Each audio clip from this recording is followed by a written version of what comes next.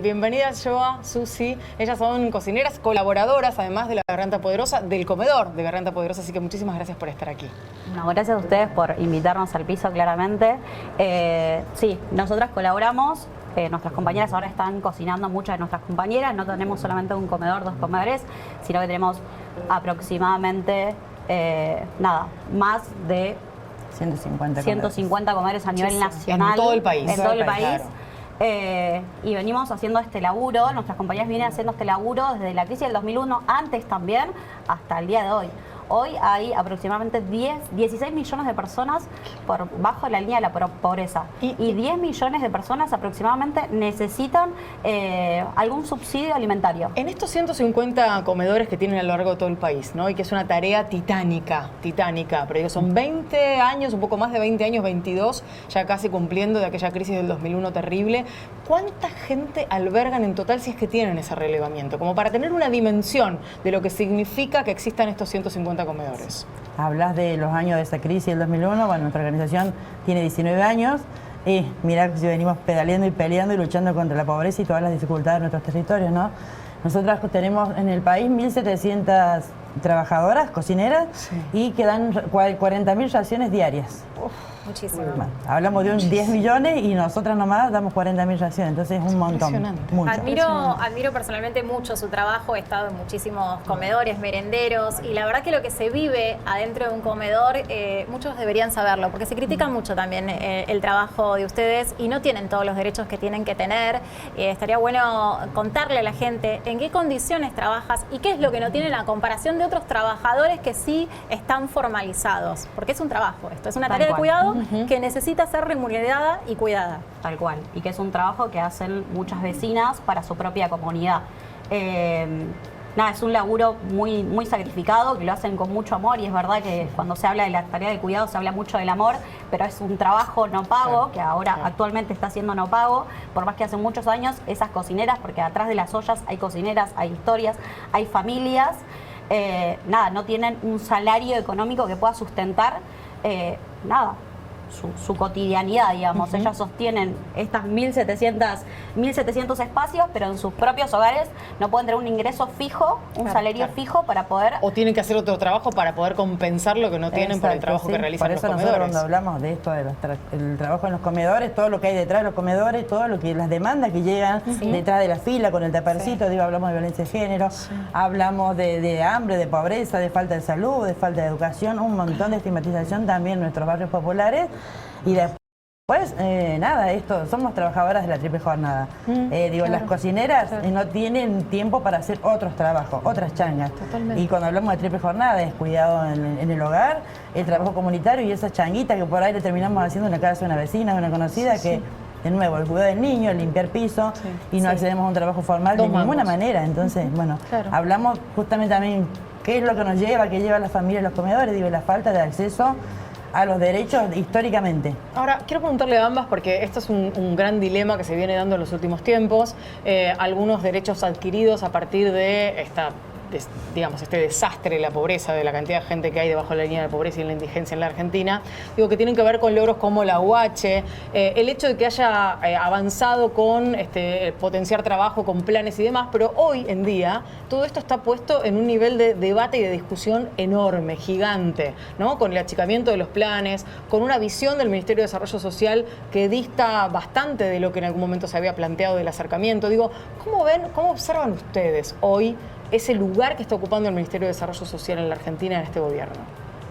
Nada, es lo que te acabamos de decir. Adentro de los barrios populares hay un montón de comedores. Nosotros dijimos lo que tenemos a nivel nacional, pero hay un montón de organizaciones, hay un montón de comedores y merenderos autogestivos que las familias abren la puerta para que los pibes o desayunen, o almuercen, o merienden, o cenan. Hay necesidad alimentaria.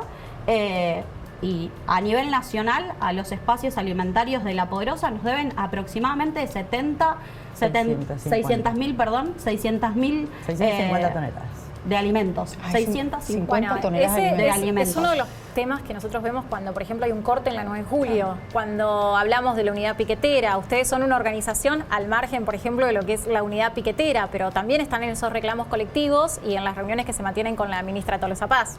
Nosotros, esa es la deuda que están teniendo con nosotros, con La Poderosa particularmente.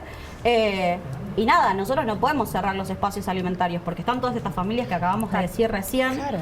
Y entonces hay...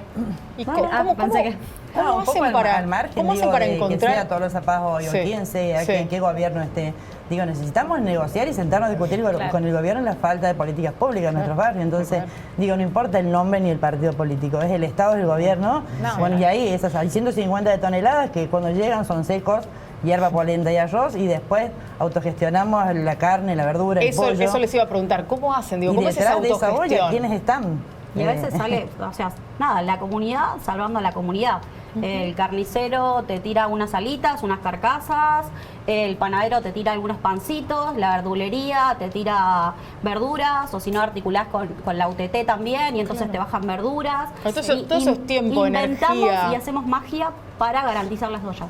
Para garantizar las ollas, y algo que a mí personalmente me enorgullece, que es también ustedes son promotoras de género. Ustedes están en la lucha contra las violencias cuerpo a cuerpo, en toda la pandemia, incluso cuando no había nadie. Entonces es algo que hay que felicitarlas y valorarlas. ¿Cómo es la lucha contra las violencias en los barrios vulnerables? Y nosotras con este tema de la violencia de género, bueno, hace años ya que veníamos haciendo acompañamientos en comunidad, nuestras redes, tejiendo redes en nuestros barrios. Sí. Y después también la ausencia y la falta de respuesta del Estado fue lo que nos hizo llevar a pensar un dispositivo, que son las casas de mujeres y disidencia, que abordamos la violencia de forma integral. Prevenimos y la abordamos también. Y ahí, bueno, es siempre poniendo un parche, pero es siempre la comunidad, siempre la vecina, siempre el vecino, poniendo parches en donde tiene que estar la presencia y la respuesta del Estado todo el tiempo. Sí, particularmente esto que decías, en pandemia las cocineras comunitarias fueron las promotoras de género y se turnaban para no cerrar ni un solo día el comedor. Claro, claro. Y eran también las enfermeras en ese momento dentro de los territorios cuando no había detectar. Y por eso mañana a las 11 de la mañana vamos a estar en Congreso presentando nuestro proyecto de ley, que es el reconocimiento salarial a las cocineras comunitarias de los barrios Bien. populares, Bien. en el cual, nada, queremos que nuestras compañeras tengan un piso básico como el mínimo vital y móvil, Sí. y que tenga, nada, esto, todos los derechos garantizados como lo tiene, no sé, el camarógrafo, como lo Sí, tiene sí, usted, cualquier como lo tiene trabajador. cualquier trabajador, ¿no? Nosotros hace un tiempito abordamos este tema, ¿no? Que es el proyecto que van a estar presentando mañana y que nos parece fantástico y es emocionante también que sean ustedes mismas quienes vayan a presentarlo. Ahora, ¿qué esperan como respuesta del Congreso? ¿Han tenido ya algún contacto con diputados, diputadas que puedan decirles vamos a acompañarlas, los vamos a apoyar, vamos a estar con ustedes? ¿Cómo es ese vínculo para que esto efectivamente pueda avanzar dentro de la Nosotros Cámara? estamos dispuestos a sentarnos con todo el arco político porque este es un problema de lo de arriba, de lo de abajo, De lo de la todos. derecha, lo de la izquierda, es un problema de todo y hay que resolver que esas vecinas vienen trabajando hace 20 años sin cobrar un peso automáticamente. Sí, tal cual. Entonces nos vamos a seguir sentando, negociando, entendiendo de que nada, es para el barrio y para esas vecinas que vienen haciendo mucho laburo hace muchos Sí, años. es un poco lo que se viene trabajando de los feminismos, esto de reconocer las tareas de cuidado a las mujeres, a las disidencias y de tratar de tomarlas como un trabajo real, ¿no? Ahora, ustedes hablan que no tenemos nada, ustedes no cobran potenciar trabajo.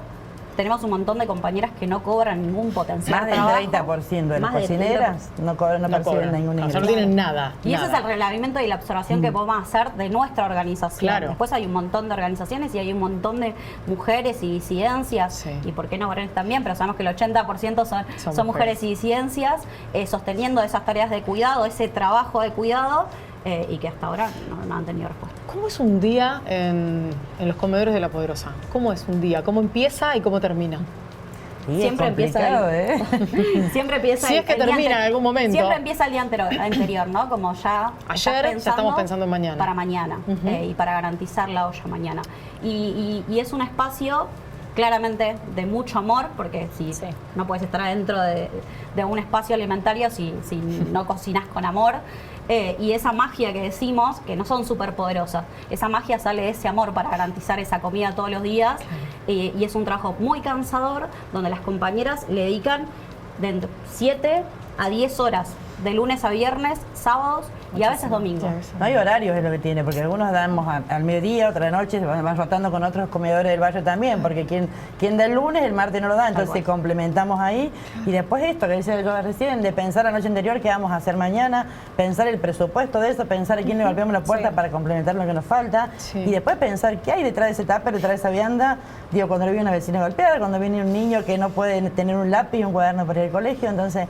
Es un mundo donde sigue siendo invisibilizado, donde nadie quiere entrar, porque hablar de los territorios de afuera es muy lindo, pero hay que hablar con los pies en el barro. Y soluciones. Esa era una de las preguntas también para hacerles, ¿no? ¿Quiénes los visitaron? ¿Pueden, no sé, pueden contabilizar quiénes decidieron ir a visitarlos al comedor? ¿Funcionarios, candidatos? Digo, en el contexto que sea. O, como decías recién, decía Susi, hablar desde los escritorios o desde afuera. Sí, hay que decir lo positivo. Nosotros venimos haciendo un gran laburo con UNICEF.